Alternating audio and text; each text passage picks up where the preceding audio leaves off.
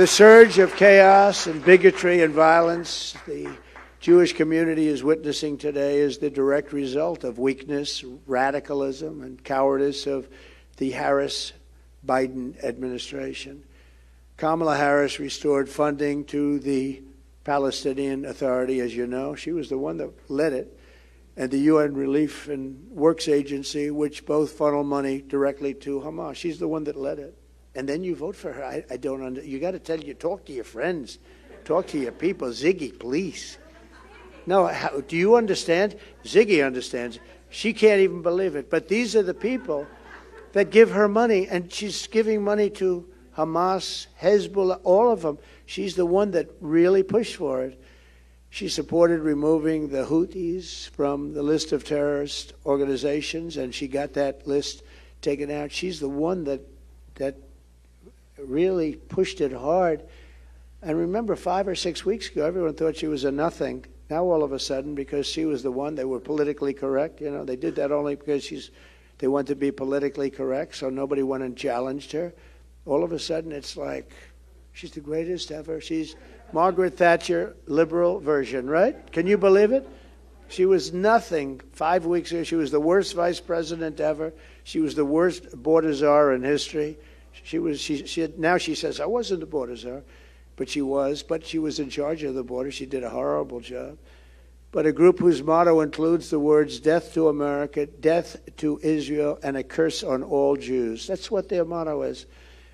Most egregiously of all, Kamala Harris and Joe Biden, who doesn't know he's alive, by the way, delivered over $100 billion in sanction relief to Iran. They gave them a lot of money. They gave them $6 billion to a hostage. $6 billion. $6 billion.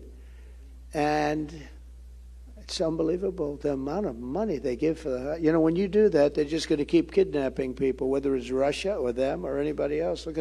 Look what happened in Russia. We got a basketball player. They got the greatest reign of terror. This is the man, the Prince of Death, right? They call him the Prince of Death, Ziggy, right?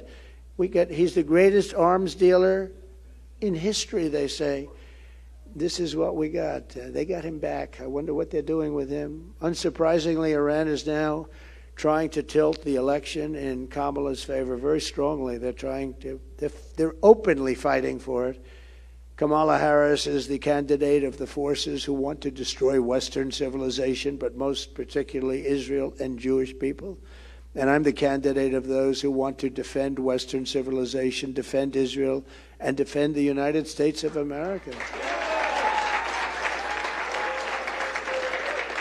Right?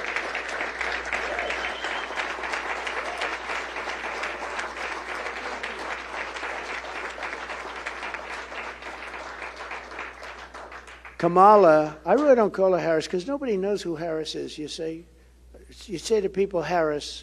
Who the hell is Harris? Isn't it a weird deal? Nobody knows. Even me, I'm saying Harris. I'm saying, who is that? So I call her Kamala because at least people know who she is. But Kamala and Biden's weakness and indulgence of Israel's enemies directly enabled the monstrous October 7th attack on Israel. Would have never happened. They knew nothing was going to happen to them with Biden. The deadliest day for Jews since the Holocaust by far. Hamas slaughtered whole families, raped women, and burned Jewish civilizations alive and screaming. And we got to see the same video. It's incredible. And, you know, they actually deny it even took place. You have people that deny it ever took place. We do know that, right?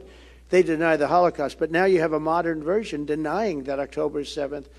I've seen it. They say it never took place. A lot of these protesters say, I don't know if they believe it, but they've been brainwashed or something. They deny it ever took place. A lot of people say that, which is pretty amazing, actually. This evil atrocity would never have happened if I was president. Remember that. It never would have happened, and it didn't happen. There was never a threat of it. Nobody ever even thought about it.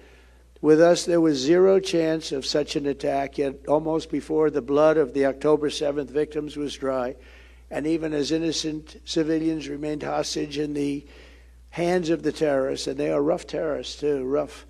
Kamala Harris and Joe Biden began to betray Israel in an effort to appease the Hamas caucus in the radical Democrat Party.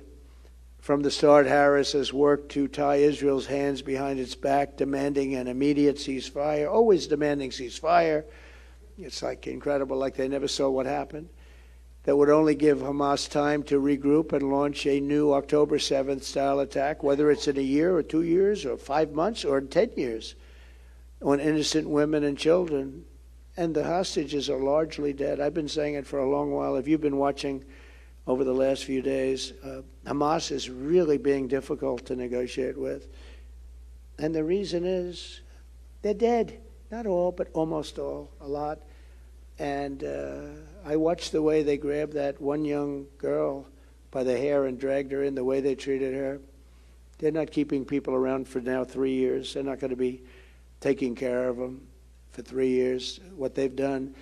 And they're probably saying to themselves, we blew it, because everybody wants them to negotiate. They're willing to give them anything. All they do is they want their hostages back, right? They want their hostages back, and Hamas keeps saying, oh, the hostages are gone. They're probably saying to themselves, why did we kill everybody?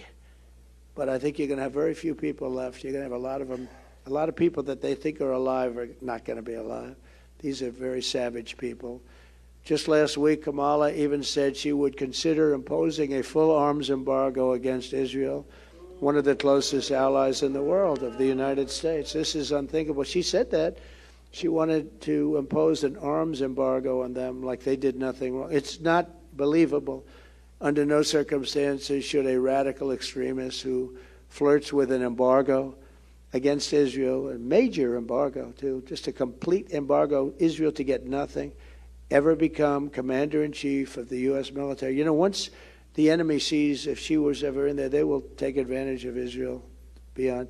The biggest strength that Israel has is they know that, like with me or somebody else perhaps, but fewer and fewer people, but they know with me that they have total protection.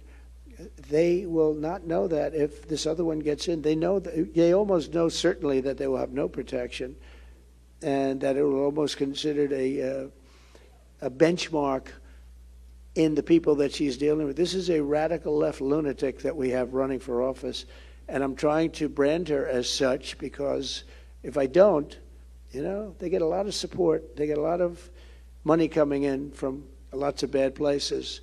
So we have to win the election. When I'm back in the Oval Office, I will support Israel's right to win its war on terror. They have to have a right to win the war.